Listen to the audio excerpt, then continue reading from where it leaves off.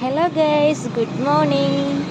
രാത്രിയിൽ ഭയങ്കര ചൂടായിരുന്നു കേട്ടോ. പക്ഷെ രാവിലെ എണീറ്റിപ്പോൾ ചെറുതായിട്ടൊരു മഞ്ഞ് പോലെയൊക്കെ ഉണ്ട്. അപ്പോൾ പുറത്തേക്കടെയൊക്കെ നടന്ന് നമ്മുടെ വീടിൻ്റെ തൊട്ട് ഫ്രണ്ടിൽ ആ മലയിൽ ഇത് നട്ടിട്ടുണ്ട്. എന്തുവാ, കൈതച്ചക്ക, എന്താ പൈനാപ്പിൾ നട്ടിട്ടുണ്ട്. പിന്നെ നമ്മുടെ പറമ്പിൽ തന്നെ വാഴ നട്ടിട്ടുണ്ട് കേട്ടോ.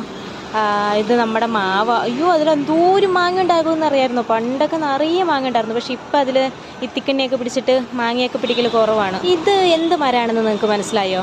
സത്യത്തിൽ അത് പിടിച്ച് കിട്ടിയത് ഭയങ്കര ഒരു ഭാഗ്യം പോലെയാട്ടോ അച്ഛ കണ്ടത്. കാരണം നമ്മുടെ ഇവിടെ ഭയങ്കര ചൂടുള്ളൊരു മലമ്പ്രദേശമാണ്.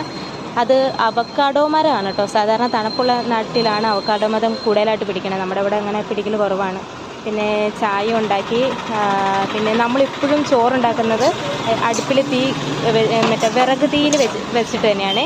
പിന്നെ രാവിലെ തോരൻ, ഇന്നലത്തെ മീൻകറിയും ചെമ്മീൻ കറിയൊക്കെ ബാക്കിയുള്ളത് കൊണ്ട് വേറെ ഒന്നും വേണ്ടായിരുന്നു.